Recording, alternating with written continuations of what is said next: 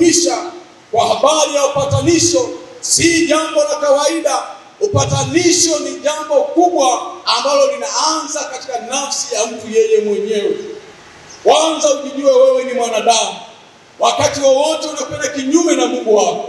Lakini wakati mwingine tunawakosea hata watu wanaotuzunguka. Ni lazima upatanisho uanze ndani yako.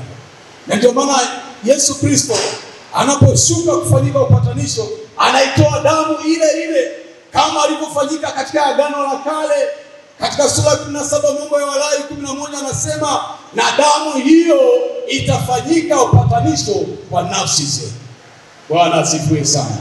Kumbe upatanisho unaanza na nafsi ya mtu mmoja yeye mwenyewe.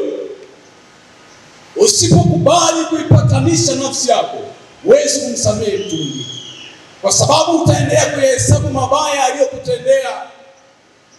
Utaendelea kuhesabu mambo maovu uliyofanyiwa. Badala ya kukubali kuipatanisha nafsi yako, hautaona thamani hiyo.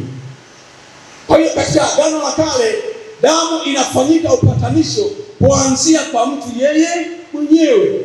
Bwana Yesu asifiwe sana. Na ndio maana katika kitabu cha Mwanzo 45 tuliposoma leo, tunaona Yusufu alipowaona ndugu zake hakuhesabu mabaya waliomfanyia. Haikujalisha vile walivyomtesa na kumtupa shimoni. Haikujalisha vile walivyomuuza utumwani. Lakini alipowaona ndugu zake waliomtendea mabaya, Yusufu akaona huzuni nafsini mwake, akaanza kulia machozi. Bwana asifiwe. Kwa nini? Kwa sababu alianza kuipatanisha nafsi yake kabla ya ndugu zake hawajajua. Na ndio maana alipowatazama akawaambia wasaidizi wake, waondoeni mbele yangu, kwa sababu Yusufu alilia kwa uchungu, akitambua yale mabaya waliomfanyia na vile Mungu alivyotenda kwake. Wakati mwingine tunachelewa kuangalia mambo ya watu mabaya walipotufanyia, badala ya kuzipatanisha nafsi zetu na Mungu. Bwana asifiwe sana. Nataka nikwambie leo, usichelewe kuhesabu maovu mabaya waliokufanyia.